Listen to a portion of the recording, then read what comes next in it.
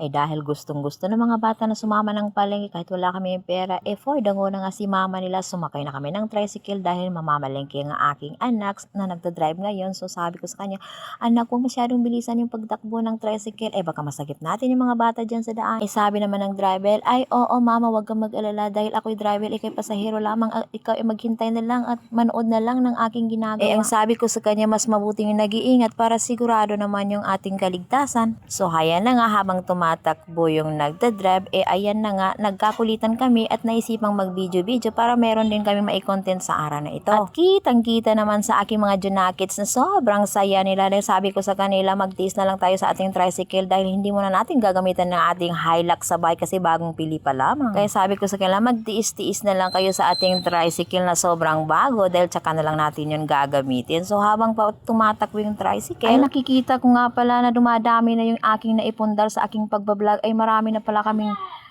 dahil lahat ng inyong nakikita ngayon ay katas ng aking pagbablog. Yung mga tricycle, yung mga truck, lahat ng motoristang nadadaanan namin ay katas ng aking pagbablog yan. At syempre itong underpass na hindi na matapos-tapos, nako hanggang ngayon hindi pa rin tapos. So kailan kaya kami makakadaan sa underpass na yan? Nakakatakot siguro yan kapag dyan ka dumaan. At alam nyo ba, tuwing umuulan ang underpass na yan, ay nako, nagiging swimming pool na pwedeng paliguan ng mga kabataan. Kaya kung ikaw, kung sakasakali na gusto mo maligo habang umuulan, nako, at punta ka na sa underpass dahil libre lamang ang swimming pool dito sa baba. Hay, nako. So mga nakikita nyo mga building dyan na nadadaanan namin, nako, katas ng pagbablog namin yan. At pati itong Petro na ito, nako, ngayon ko lang nakita.